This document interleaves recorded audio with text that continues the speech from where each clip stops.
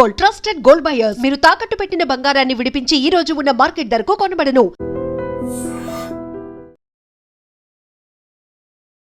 Big breaking అంతోంది. Actually అంబర్పేట్లో ముగ్గురు ఫ్యామిలీకి సంబంధించిన ముగ్గురు వ్యక్తులు సూసైడ్ చేసుకున్నారు. వాళ్ళ పేర్లు వచ్చేసి రామరాజు 55 సంవత్సరాలు, మాధవి వాళ్ళ వైఫ్ 50 సంవత్సరాలు, శశాంక్ 24 సంవత్సరాలు వాళ్ళ కొడుకుగా అయితే గుర్తించారు.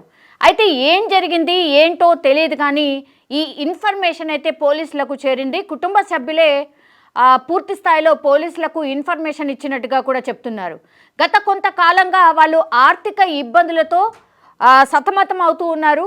అండ్ అప్పుల భారం ఎక్కువ అవడం, తర్వాత చాలామంది అప్పులు రికవరీ కోసం మా డబ్బులు బ్యాక్ ఇవ్వండి అనేటువంటిది ఒత్తిడి తేవడంతోనే ఈ ఆత్మహత్యకు పాల్పడినట్టుగా కూడా చెప్తున్నారు. ఇది ప్రాథమిక సమాచారం మాత్రమే. ఒకే కుటుంబానికి చెందిన ముగ్గురు చనిపోవడంతో పోలీసులు కూడా అన్ని కోణాల్లో దర్యాప్తు చేస్తూ ఉన్నారు. అట్లాగే వీళ్ళ సంబంధికులు, కుటుంబీకులు, అట్లాగే ఫ్రెండ్స్కి సంబంధించిన ఇన్ఫర్మేషన్ అండ్ ఆర్థిక ఇబ్బందులు అనే ఇన్ఫర్మేషన్ బయటికి రావడంతో ఆర్థిక ఇబ్బందులు అంటే ఎవరెవరి దగ్గర ఎంతెంత అప్పు చేశారు, లేదంటే వీళ్ళు ఎవరికి ఎంత ఇచ్చేది ఉంది, లాస్ట్ వాళ్ళు మాట్లాడింది ఫోన్ కన్వర్జేషన్ ఎవరితోని, అండ్ చుట్టుపక్కల వాళ్ళ దగ్గర నుంచి కూడా పూర్తి స్థాయిలో ఇన్ఫర్మేషన్ అయితే కనుక్కుంటూ ఉన్నారు. మనం చూడొచ్చు స్పష్టంగా పోలీసులు పూర్తిగా క్లూస్ సేకరించడానికని హౌస్ని మొత్తం కూడా వాళ్ళ ఆధీనంలోకి తీసుకున్నారు. అట్లాగే ఎవరిని కూడా లోపలికి రానివ్వట్లేదు. వాళ్ళ సంబంధికులు ఎవరైనా వస్తే మాత్రం వాళ్లకు సంబంధించిన ఇన్ఫర్మేషన్ అయితే తీసుకుంటూ ఉన్నారు. అయితే భార్య, భర్త, అట్లాగే కొడుకు అనేటువంటి ఇన్ఫర్మేషన్ అయితే బయటకు వస్తుంది. మరి వీళ్ళు ముగ్గురు కూడా ఒకేసారి ఆత్మహత్య చేసుకోవడంతో ఆర్థిక ఇబ్బందులే ప్రధాన కారణంగా చెప్తూ ఉన్నారు. కానీ పోలీసులు మాత్రం ముగ్గురు ఒకేసారి చనిపోవడం అసలు ఏమై ఉంటుంది ఏంటి అనేది కూడా పూర్తి స్థాయిలో ఇన్ఫర్మేషన్ అయితే కలెక్ట్ చేస్తున్న సిచ్యువేషన్. ఫస్ట్ ఎవరు చూశారు, ఎవరికి ఇన్ఫర్మేషన్ అందింది, ముగ్గురు ఆత్మహత్య చేసుకుంటున్నట్టు ఎవరికైనా చెప్పారా, లేకపోతే వీళ్ళు ముగ్గురు ఆత్మహత్య చేసుకోవడానికి ఎవరైనా ప్రేరేపించారా, ఈ అన్ని కోణాల్లో కూడా దర్యాప్తు అయితే చేస్తున్నారు.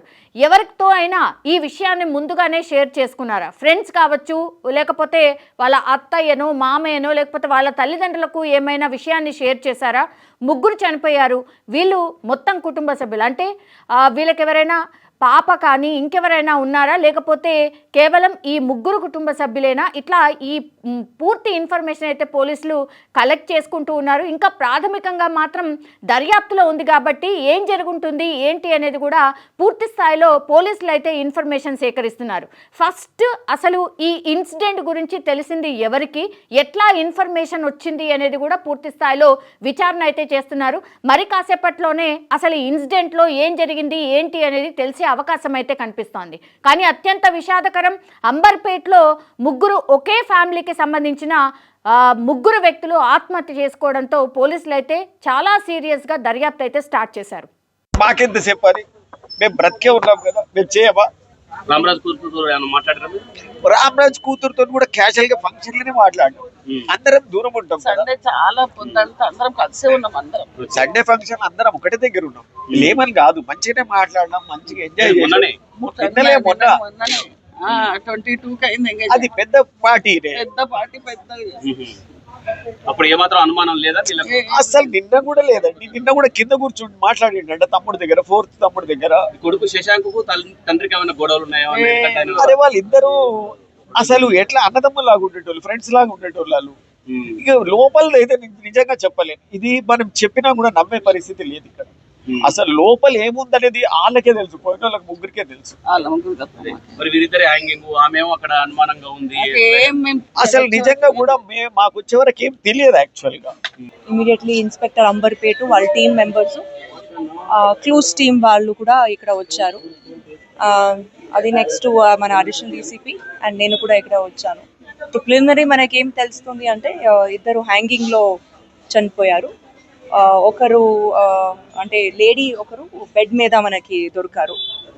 So as of now we're not suspecting అనేది. ఒక సూసైడ్ నోట్ కూడా దొరికింది, అదిలో ఏం రాసింది అది కూడా మేము వెరిఫై చేస్తాము. బాడీస్ని కూడా మేము హాస్పిటల్కి పంపించాము ఫర్ పోస్ట్ మార్టం. వెరిఫై చేస్తున్నాము. జస్ట్ సేమ్ కొన్ని డెట్స్ ఉన్నాయి, సో ఫైనాన్షియల్ లాసెస్ ఉన్నాయి అని చెప్తున్నారు. But will verify in all angles. వాళ్ళ డాటర్కి కూడా ఇప్పుడు వాళ్ళు కూడా వస్తున్నారు. ఆమె ఏదైనా అనుమానం చేస్తే అది ఆ యాంగిల్లో కూడా మేము వెరిఫై చేస్తాం. కొంపల్లిలో ఉంటారు. అంటే వాళ్ళందరూ బిజినెస్లో ఉన్నారు. Both father and son. Father Ramraj అని పేరు, సన్ శశాంక్ రాజ్ అని.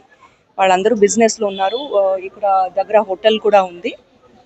సో ఏదో ఫైనాన్షియల్ లాసెస్ అని అబ్బాయి రాసినారు సూసైడ్ నోట్లో. బట్ విల్ వెరిఫై అండి. సో ఇప్పుడు it is too early for us to say anything. But అక్కడ కొన్ని నైఫ్స్ కూడా దొరికినాయి. బట్ మేబీ అంటే మన అనుమానం maybe he wanted to commit suicide by slitting his wrist. అది కాలేకపోతే దెన్ హ్యాంగింగ్. బట్ ఇది పిఎంఈలో మనకి క్లియర్గా తెలుస్తుంది. Now it is too preliminary for us to make these conclusions. ఇప్పుడు వరకు మనకు అట్లా ఏం తెలీదు. సూసైడ్ నోట్ మనకు దొరికింది.